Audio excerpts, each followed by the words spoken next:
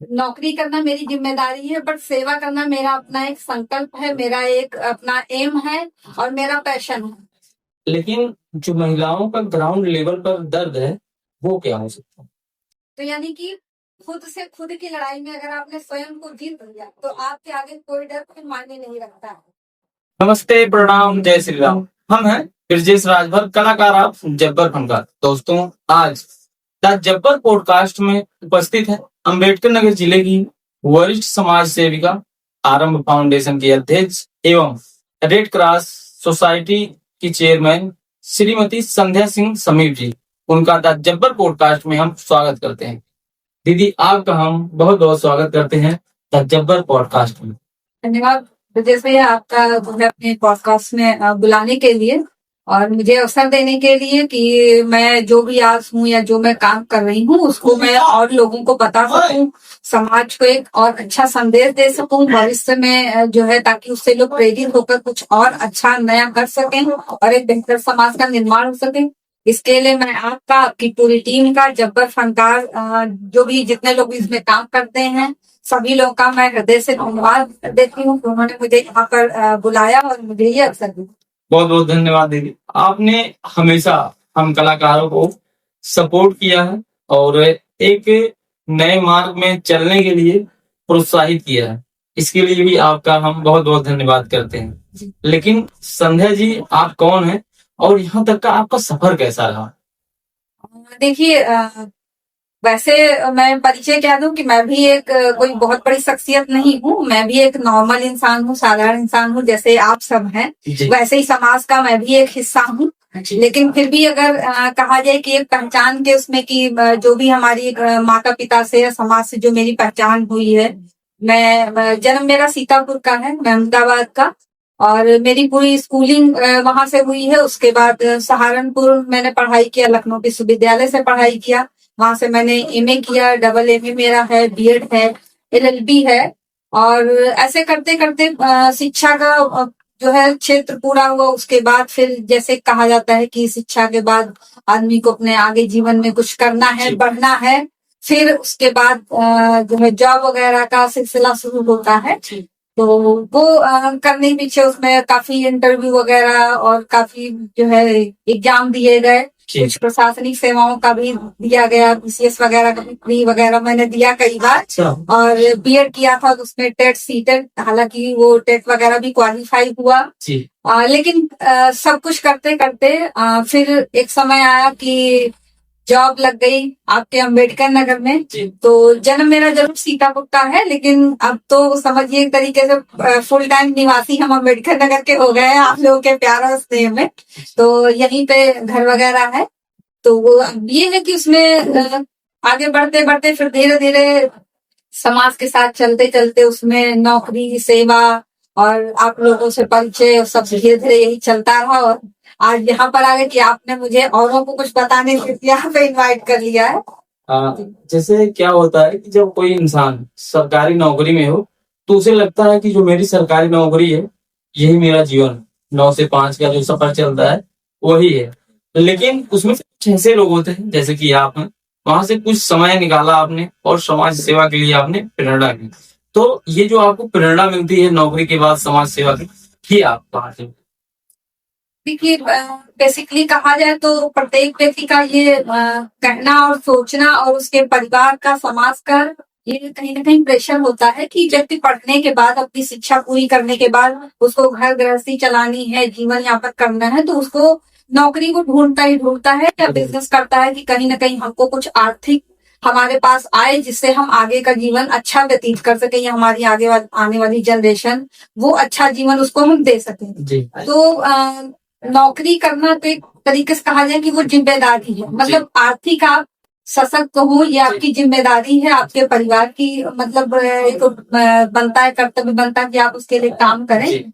लेकिन सेवा है, सेवा उसको कहेंगे कि वो एक कर्तव्य या उसमें नहीं कह सकते, वो एक भावना है। सेवा की भावना आपके अंदर आती है जब आपके अंदर से कुछ ऐसी आवाज निकलती है कि जब हम किसी दूसरे का दर्द, किसी दूसरे की परेशानी देखते हैं और वो पीड़ा हमको स्वयं महसूस होती है कि नहीं, ये अगर अगले व्यक्ति को हो रही है तो कल को हमको हो सकती है या इससे पहले हमें हुई होगी। तो जब हम उस चीज को सोचते हैं तब हमें लगता है कि नहीं, हम उस क्षेत्र में उसके लिए कुछ करें। तो जब हम दूसरे की पीड़ा, दूसरे की भावना को सोचकर उसके दूसरे के लिए हम कुछ करने की इच्छा जाहिर करते हैं, तब वही चीज हमारी सेवा के भाव में आ जाती है। और वो धीरे धीरे करते करते आप सेवा, फिर आपने तो सेवा की, लेकिन फिर बाद में आपको धीरे धीरे लोग उस सेवा को देखते थे, आपको लोग समाज सेवा से जोड़ देते, समाज सेवी, बड़ी समाज सेवी, ऐसे बड़े बड़े लोग नाम और उद्बोधन दे देते हैं। और जैसे जैसे लोग आपको शब्दों से जो है उत्साहित करते हैं, वैसे वैसे आपकी जिम्मेदारी बढ़ती चली जाती है। फिर अगर आपने एक बार उस क्षेत्र में कदम रखा है तो मेरा मानना है कि फिर पीछे मुड़कर देखना आपको खुद नहीं स्वीकार होगा कि हम वहां से पीछे आए। और क्योंकि आपकी वजह से कई और लोगों को प्रेरणा मिलती है और कई और लोग धीरे धीरे फिर आगे बढ़ते उस क्षेत्र में आते हैं। दीदी, जब आप अम्बेडकर नगर में आई सीतापुर से, तो उस समय हमारे जिले अम्बेडकर नगर में विकास और जागरूकता का स्तर कैसा है? देखिए, मैं यहाँ पे करीबन 2016 में मेरी जॉब लगी, उसमें मैं यहाँ पे आई थी अम्बेडकर नगर में जी। उसके पहले भी हम आए थे एक बार 2011 में। तो मुझे नहीं पता था कि आने के बाद फिर मुझे यहीं पे आकर रहना है। तो 11 में तो ऐसे कि मेरी एक फ्रेंड थी, मिलने के पर्पज से आए थे। फिर 2016 में आने के बाद में यहाँ पे बहुत सी चीजें थी ऑन डेवलपमेंट, मतलब ऑन द वे थी जी। लेकिन उस समय से लेकर और इस समय मतलब लगभग 10 साल हो रहे हैं। तो बहुत सी चीजें मतलब एक हद तक कहा जाए कि सारी चीजें डेवलप हुई हैं। रास्ते वगैरह देखिए, आपका हाईवे वगैरह बन गया पूरा, पूर्वांचल एक्सप्रेस वे, सारी चीजें, होटल्स वगैरह यहाँ पे, हॉस्पिटल, मतलब हर एक क्षेत्र का डेवलपमेंट हुआ है। आप ब्रांड के क्षेत्र में लीजिए तो मुझे लगता है शायद ही ऐसा कोई शोरूम ब्रांड होगा जो यहाँ पे ना हो, अदरवाइज सारे ब्रांड यहाँ अकबरपुर में आ चुके हैं। और काफी लोगों ने इसको कहा, मैंने कई लोगों से बात की तो लोगों को ये कहना रहता है कि नहीं, अम्बेडकर नगर में, अकबरपुर जैसे छोटे शहर में अगर इतने बड़े बड़े ब्रांड आ गए हैं तो वो बहुत बड़ी चीज है। तो मुझे लगता है नो डाउट डेवलपमेंट हुआ है और बहुत तेजी से हुआ है। और जो भी आगे आने वाला समय उसमें भी जो है अम्बेडकर नगर बहुत अच्छा डेवलपमेंट करेगा। जैसे आप जो है स्वास्थ्य विभाग में जॉब कर रही, और स्वास्थ्य विभाग से फिर क्या लगा कि हमको समाज सेवा करना चाहिए? देखिए, मैं बताना चाहूंगी कि जैसे मैंने कहा ना फिर पहले कि नौकरी एक लोगों की जिम्मेदारी है घर चलाने के लिए, अपनी जो है फाइनेंशियल स्थिति अच्छी करने के लिए। और सेवा वहां पे दूसरा पक्ष है कि जब हम दूसरे किसी की परेशानी दुख दर्द समझते हैं और उसके लिए हम कुछ करना चाहते हैं, और हमारी छोटी सी कोशिश से जब किसी अगले के चेहरे पे मुस्कान आती है तो वो जो आपको सुकून संतुष्टि मिलती है वो आपको बैंक बैलेंस से नहीं मिल सकती है। तो बस यही एक था बीच में, जैसे नौकरी करना तो एक अलग है कि अपना काम करना, जीवन आगे मतलब उसमें कई चीजें करनी है, लेकिन सेवा का बीच में जैसे कुछ ऐसी चीजें हुई, मतलब लोगों का मैंने देखा, उनको परेशानियां देखी, तो उसमें लगा कि नहीं, अगर ईश्वर ने मुझे उस लायक बनाया या उतना मुझे दिया है कि मेरे थोड़े से, मतलब ये कहते हैं ना कि घड़े से एक बूंद निकल जाएगा तो घड़ा खाली नहीं पता चलेगा। तो वैसे ही कि अगर छोटी सी बूंद से किसी का कुछ भला हो रहा है, उसको कुछ अच्छा महसूस हो रहा है, उसके लिए हम कुछ अच्छा कर सकते हैं, तो मुझे लगता है कि उसमें पीछे नहीं हटना चाहिए। और धीरे धीरे करते करते, जैसे छोटी छोटी चीजें, छोटी सी मदद किसी की करते करते वो आज एक बड़े रूप में आ गया कि मतलब समाज सेवा पूरा फुल उस पे आ गया है कि नौकरी करना मेरी जिम्मेदारी है, बट सेवा करना मेरा अपना एक संकल्प है, मेरा एक अपना एम है और मेरा पैशन है कि मुझे नौकरी से ज्यादा कहें कि सेवा करते हैं उसमें मुझे ज्यादा सुकून मिलता है। तो लेकिन अब ये है कि अगर नौकरी नहीं करेंगे तो सेवा भी नहीं कर पाएंगे, क्योंकि सेवा के लिए भी कुछ न कुछ होना चाहिए भाई, तो उसके बाद ही हम लोगों की हेल्प कर पाएंगे। जैसे कुछ टाइम के बाद हमारे देश में नहीं बल्कि पूरे विश्व स्तरीय पे कोविड जैसी महामारी आती, तो उस समय आपका क्या योगदान रहा लोगों के लिए? देखिए, कोविड के समय जैसा आपको भी पता होगा कि 2019 में जब कोविड स्टार्ट हुआ है, जैसे यहाँ पे मतलब पहले तो विदेशों में था, उसके बाद जैसे ही भारत में उसका स्तर बढ़ा है उस महामारी का, उस समय करते करते मुझे लग रहा है शायद मार्च 2020 में लॉकडाउन हुआ था, जी। उसमें लगभग सारे विभागों को बंद कर दिया गया था। कुछ ही लोग अधिकारी वगैरह उसमें थे विभागों के जो कार्य कर रहे थे, जी। और लेकिन उसमें सबसे बड़ा योगदान स्वास्थ्य विभाग का था, जी। क्योंकि इस महामारी हो या कोई और बीमारी हो तो उसमें स्वास्थ्य विभाग ही सबसे आगे उसमें काम कर रहा था। जी। स्वास्थ्य विभाग के सारे कर्मचारी, वो अधिकारी से लेकर 4th क्लास तक जितने लोग भी थे, जी। चाहे वो ऑफिस के हों चाहे फील्ड के वर्कर हों, जी। सभी लोग मतलब जी जान से उसमें पूरी तरीके से लगे हुए हैं। तो उस समय हम लोग की भी पूरी ड्यूटी थी। हालांकि जो है उसमें ऑफिस में बैठ के या कभी कभी पब्लिकली भी चीजें करना, और उसमें भी काफी टाइम, जैसे सुबह ऑफिस का टाइम तो वैसे 10 से 5 रहता, लेकिन कभी 7 बजे भी काम करने के लिए जाना पड़ा, लेट नाइट भी हुआ है। लेकिन उस समय भी मैंने जो है काफी लोगों को देखा कि जैसे वो था कि राशन नहीं मिल रहा है, लोग परेशान हो रहे हैं, लोगों का स्वास्थ्य खराब हो रहा है। तो मेरा और मेरे साथ के लोगों का अपना सोचना था कि अगर हम लोगों की मदद कर पाए, कुछ भी थोड़ा सा उनको सहयोग कर पाए अपनी तरफ से, तो वो कहीं ना कहीं एक थोड़ा सा उनका हेल्प हो जाएगा, थोड़ी सी मदद हो जाएगी।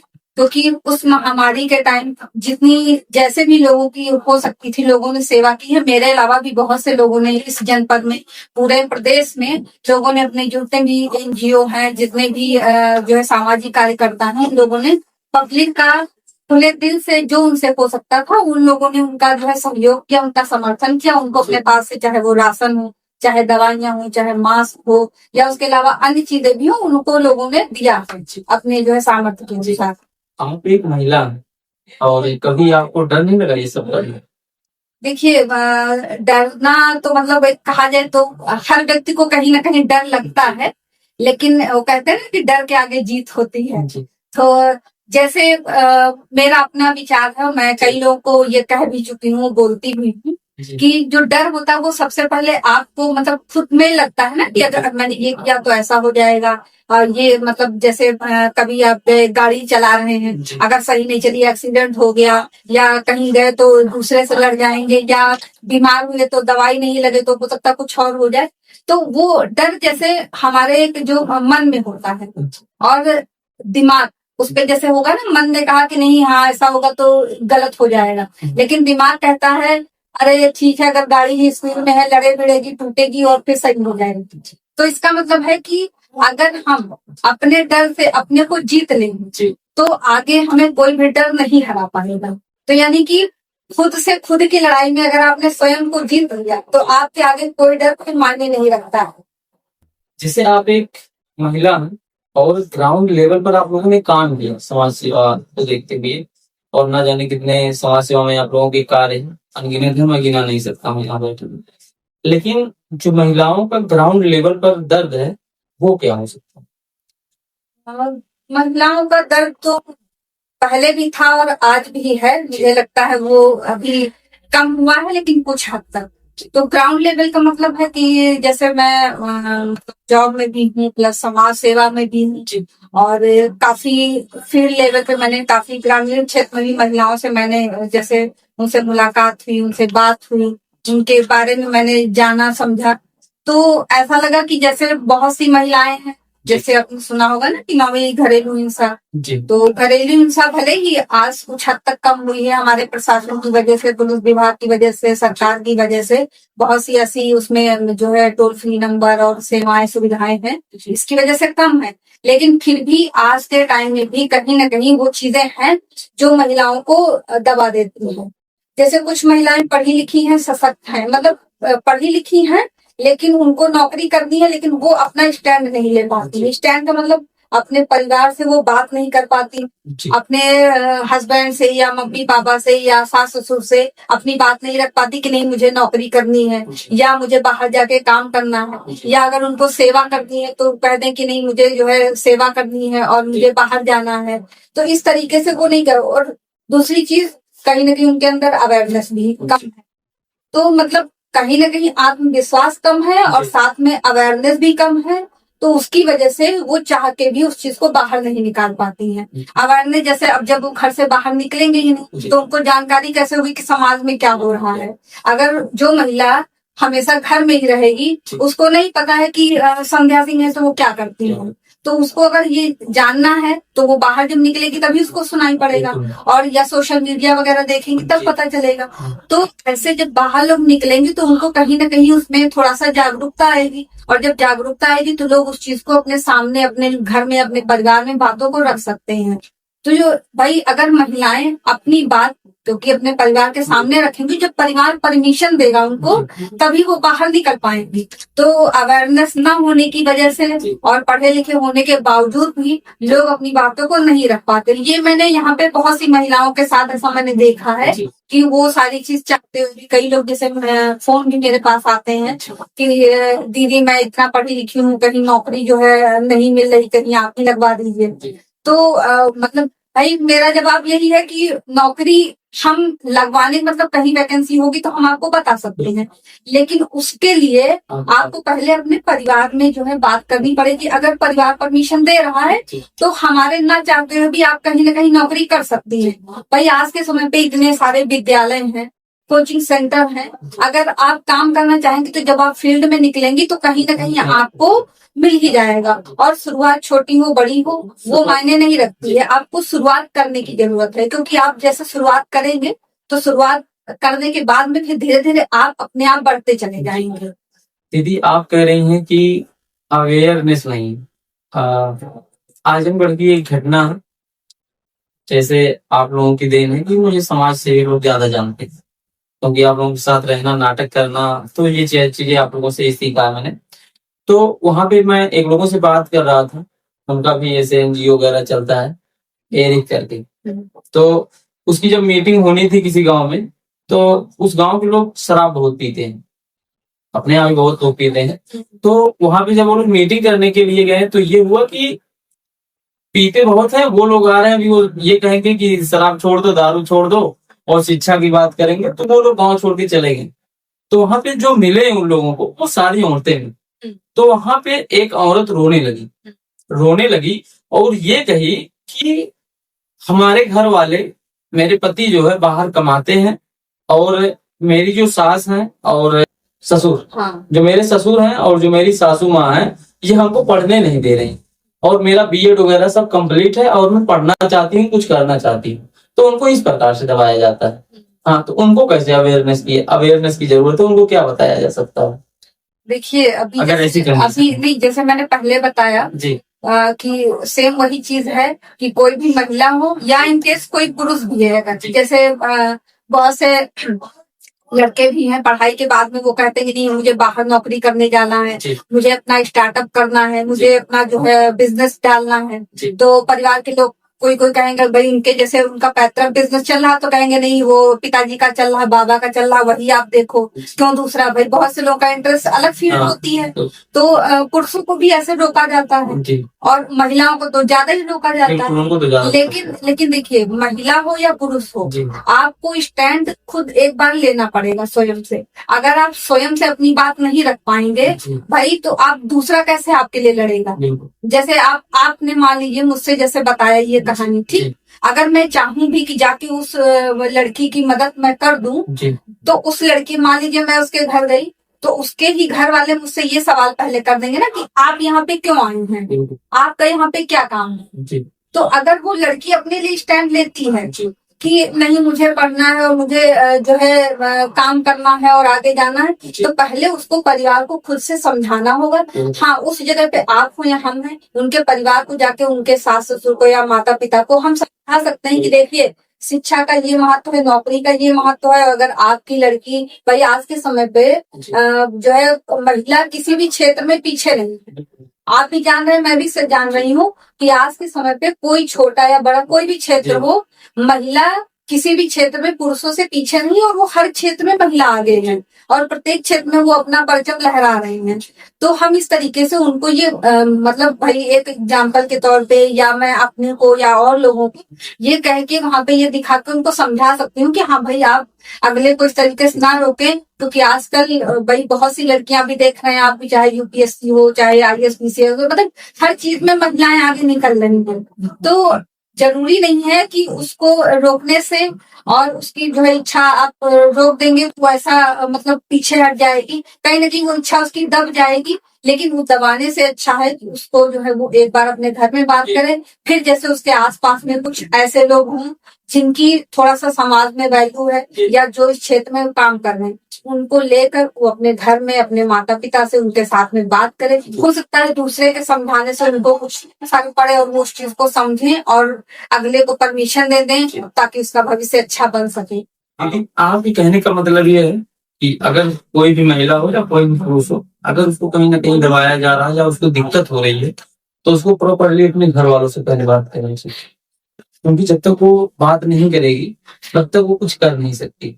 अगर उसके मन में घुटन सा रहेगा और घुटन के साथ में अपने अंदर में डर पैदा करके अगर वो बैठी रहती है या बैठा रहता है तो जीवन में कुछ कर नहीं पाएगा, उसका जीवन वही पूरे परिवार के साथ में सिमट कर रहना होता है। हाँ देखिए, नो डाउट कि उसमें पुरुष हो या महिला हो, अगर किसी को कोई समस्या है या किसी कहीं पे उसको कंफ्यूजन, सीधी सी बात है, महिला और पुरुष मतलब भाई जीवन है, कभी ना कभी कुछ समस्याएं आती हैं, कभी कुछ उसको डिसीजन लेना है तो उसमें उसको कहीं ना कहीं डाउट होते हैं कि मेरा डिसीजन सही है या गलत है।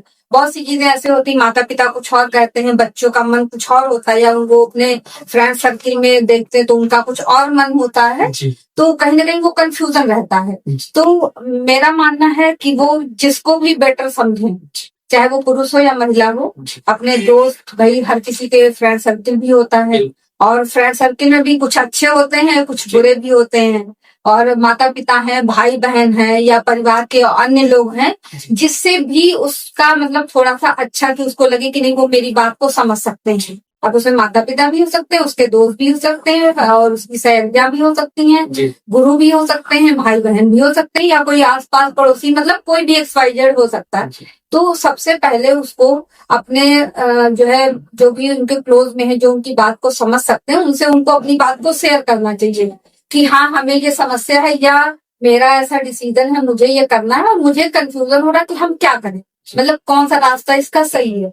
तो अगर वो वहां पे बात करेंगे तो एक तो उनका मन हल्का हो जाएगा, क्योंकि जो अंदर हमारे घुटन होती है तो उसमें हमें कई सवाल होते हैं हमारे, और जब कई सवाल के आप जवाब नहीं ढूंढ पाते हैं तो आप डिस्टर्ब हो जाते हैं।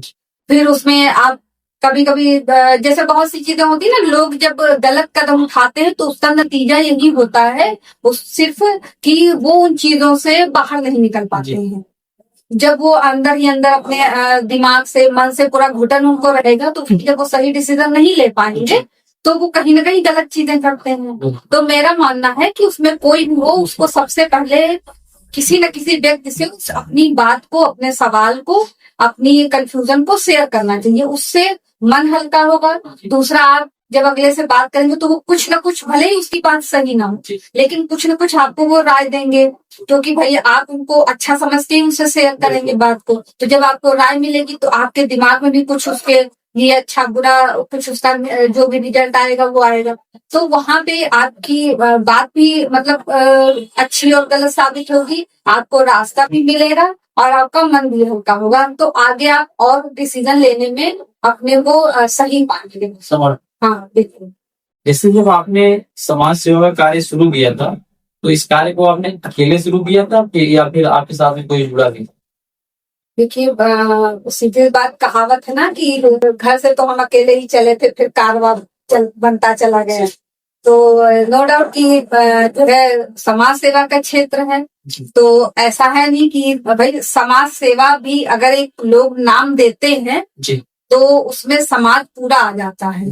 और ऐसा नहीं है कि जो है डेली हम घर के बाहर, भाई जैसे पहले हम देखते थे गांव में या परिवार में कि डेली जो है जो बड़े बुजुर्ग हैं या मम्मी पापा लोग, जैसे गांव में गाय को रोटी दी जाती है, जो भाई वो हमारी मतलब हिंदू धर्म में उसको गौ माता मानते हैं, या जो दरवाजे पे कुत्ते वगैरह आते हैं उनको डेली मतलब लोग रोटी खिलाते हैं, देते हैं।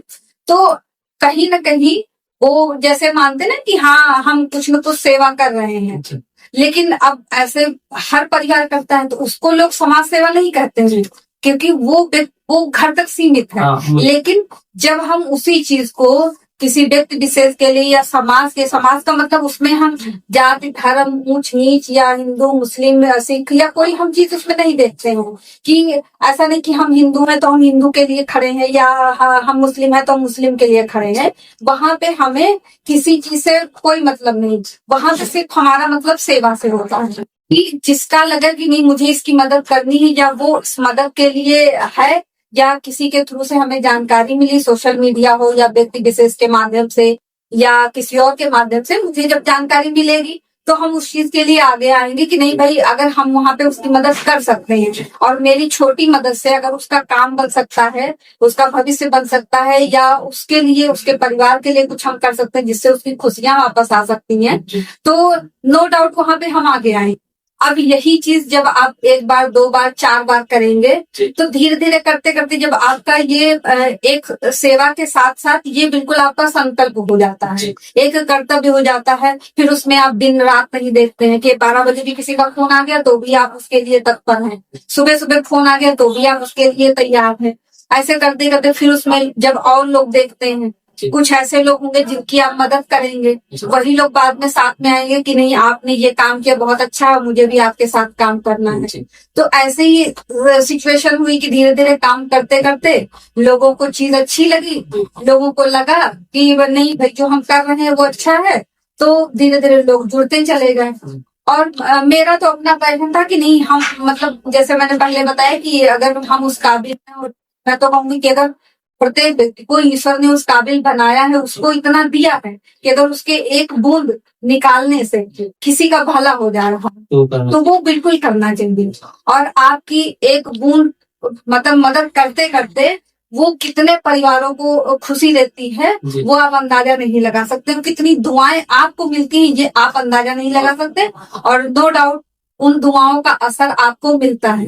कभी कभी आप इस चीज को अगर महसूस करेंगे कि अगर आप सेवा कर रहे हैं निस्वार्थ भाव से तो लोगों की जो दुआएं हैं, क्योंकि जब आप सेवा करेंगे किसी की मदद करेंगे तो भाई कोई आपको गलत नहीं कहेगा, वहां पे उसकी आत्मा से उसके मन से कुछ न कुछ आपके लिए अच्छा ही निकलेगा।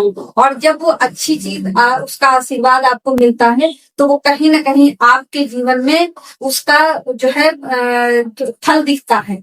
वो आज नहीं दिखेगा कल दिखेगा, कभी हो सकता आप परेशानी में हो, आपका परिवार परेशानी में हो और ईश्वर किसी न किसी को वहां पे मदद करने के लिए भेज देंगे, तो वो मुझे लगता है वो उन्हीं दुआओं का असर होता है जो आपके पास में ईश्वर बनकर आ जाते हैं। आजकल नहीं काफी दिनों से एक चर्चा चल रहा है शेरनी ग्रुप का। ये शेरनी ग्रुप का जो दबदबा है जिले में, ये शेरनी ग्रुप बना कैसे? देखिए शेरनी ग्रुप आपने कहा वो तो अच्छा है, लेकिन अब दबदबा हम इसको नहीं कहेंगे क्योंकि ये शेरनी गैंग किसी को डराने के लिए नहीं है। इसमें जैसे हम हैं कुछ माय फ्रेंड हैं तो हम लोग सभी लोग महिलाओं के लिए या समाज के लिए उसमें कोई भी चाहे वो रक्तदान का क्षेत्र हो या महिला सशक्तिकरण को लेके काम हो या स्वास्थ्य चीजों को लेकर काम हो, तो ऐसी चीजों को लेकर हम लोग काम करते हैं। तो ऐसे ही करते करते आपने सुना होगा एक फेस चलन मिशन शक्ति स्टार्टिंग में, वही मुझे लग रहा है कोविड के बाद से शायद हम कोविड के बाद वो शुरू हुआ मिशन शक्ति। तो मिशन शक्ति के दौरान ही हम जो है जो शेरनी ग्रुप है इसमें हम 4 लोगों का ये ग्रुप है।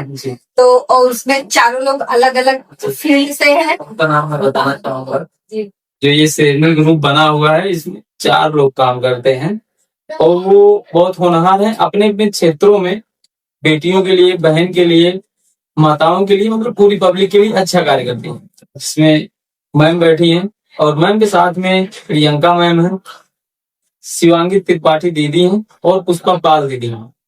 तो इनसे भी मेरा काफी अच्छा लगाव है, एक भाई की तरह ट्रीट करती हैं और कभी कभी हल्का फुल्का सा झगड़ा भी हो जाता है जैसे बहनों से होता है। बाकी आप जो है इसके बारे में थोड़ा और विस्तार से बताइए। हाँ, तो जैसे मैंने बताया कि जो ये मिशन शक्ति का फेज चला था स्टार्टिंग में जी। उसी समय हम लोग कई विद्यालयों में जाकर जो है उसके लिए बच्चियों को प्रेरित करते थे, उनको मोटिवेट करते थे। जो बालिकाएं जैसे GGIC कॉलेज वगैरह हुए या आपका उधर जो है बेवाना में, कुर्की में जी और आपका रमाबाई, ऐसे बहुत से विद्यालय थे बच्चियों के, जी जहाँ पे मैं और हमारे साथ की जो हमारे ग्रुप में 4 लोग हैं। जी एक जो है शिवांगी त्रिपाठी जी हैं जो जी एसआई हैं जी इस समय आपके पुलिस विभाग में, जी यही अम्बेडकर नगर में पोस्टेड है। जी वो है, प्लस डॉक्टर प्रियंका तिवारी जी हैं जो कुर्की बाजार में शिक्षिका हैं जी और स्काउट गाइड की मंडलायुक्त जो है मुख्यायुक्त हैं अच्छा आपके, और साथ में वो एक कुशल मंच संचालिका भी हैं। जी मुझे लगता है जनपद में कोई भी कार्यक्रम होता है, जी वो सरकारी हो या प्रशासन का हो, सरकार का हो, मुख्यमंत्री जी आए या राज्यपाल महोदय आए जी या अन्य कोई आए, जी तो मंच पे आपको वही प्रियंका तिवारी जी, डॉक्टर प्रियंका तिवारी जी ही आपको दिखेंगी जी और बहुत अच्छा मंच संचालन करती हैं। और उसी के साथ में पुष्पा पाल जी हैं जो बेवाना से हैं, जी जल शिक्षण केंद्र की वो सचिव हैं। उनका भी एनजीओ मुझे लग रहा है करीब 25 साल से ज्यादा हो रहा है, तब से चल रहा है। तो पहले उनके पिताजी देखते थे, उसके बाद अब वो उसको देखती हैं और उनके साथ भी लगभग मुझे लगता है 10,000 महिलाएं काम करती हैं। 10,000 महिला जी बिल्कुल। तो ऐसे ही जो हम 4 लोग हैं, सब अलग अलग क्षेत्र में, अपने अपने क्षेत्र में अपनी अपनी कार्यों को जो है कर रहे हैं। और मेरा आप जान ही रहे, मैं स्वास्थ्य विभाग में हूँ, जी प्लस साथ में समाज सेवा मेरा अपना जो है जी अलग से पैशन है, एक करते है, काम करते हैं।